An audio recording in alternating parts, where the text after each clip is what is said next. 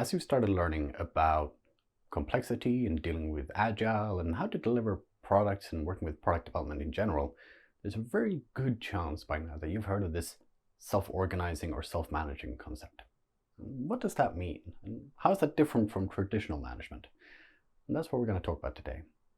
Traditional management is essentially manager-led, and it means that the monitoring and management of work processes, the design of the team and the organizational context within which they work, and the direction in which they're heading is all decided by someone in a management position, be it a line manager or someone more senior, perhaps. And the actual work execution, well, that is done by the team.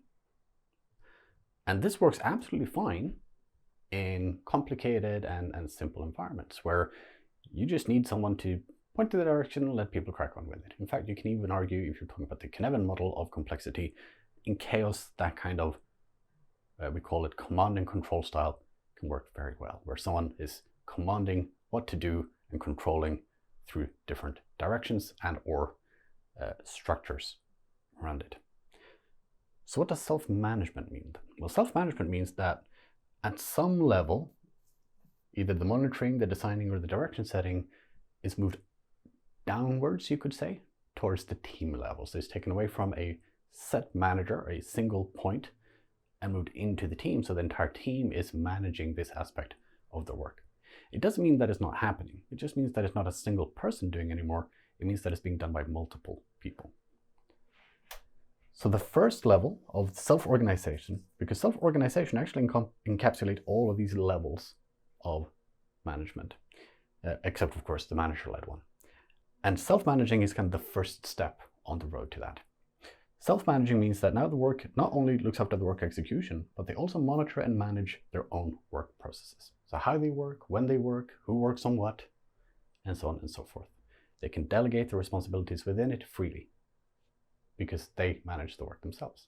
There might be certain accountabilities that we are holding them accountable to, but the responsibilities within there is for them to decide who does what.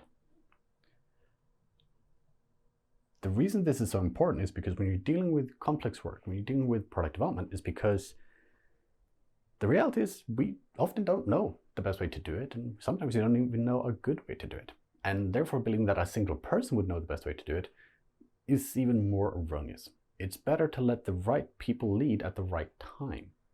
And what that means is we're not trusting a single person to be the leader or the manager. We're trusting everyone in the team to be the leader and manager when the purpose is right. So if someone is the design expert and maybe we're doing a bit more design work that day, chances are they'll take the lead, right? They will help everyone coordinate and figure out what we need to do next. If there's some extra testing that needs to be done, well, probably a tester is going to be taking the lead and managing a little bit more of the work that day. But it's very fluid. It changes as and when required. And the reason this is so important is because it allows us to better deal with problems as and when they arise.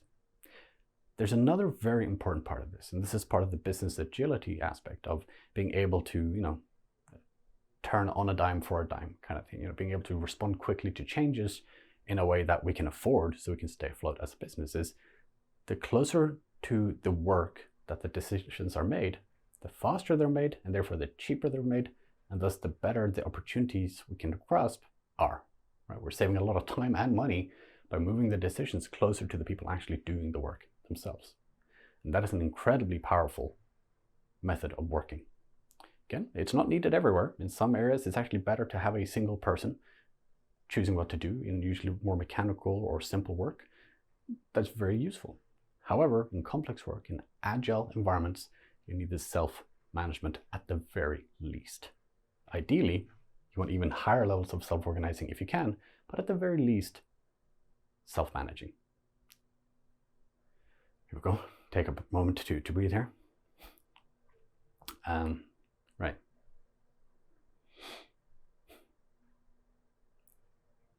So what are the other levels of self-organizing? Well, the next ones up are self-designing.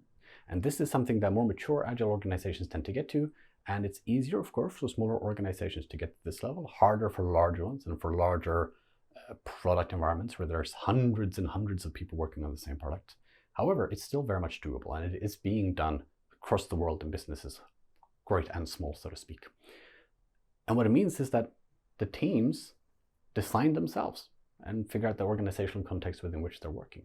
It actually allows people in the team to go, you don't need my skill set anymore, but they do, so I'm going to go over there. Or maybe they go, we need someone with these skill sets. Let's see if we can find someone within the organization who's able to support us. Or maybe they change the composition of the teams entirely, or dissolve themselves as a team, or form as a team, all on their own. And that level of autonomy and empowerment is incredibly powerful for making things happen as they should. Because usually the people who are best equipped to understand what problems they need to solve and how to solve them and who they need to solve them are the people solving the problems. So if you let the people decide how to organize around that, you give them certain constraints within which to operate, that tends to work incredibly well. The final level, so to speak, is the self-governing level, or the self-directing level. And this is where essentially the teams can choose not just how they work and what they're working right now, but what larger goal, what larger objective they're actually striving towards as well.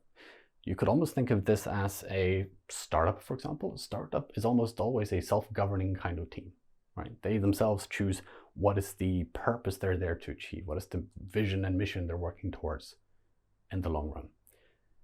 It could also be a smaller team within a large organization, and maybe you as an organization have said, you know what, we want you to fully innovate and figure out something completely new and different from what we're doing right now.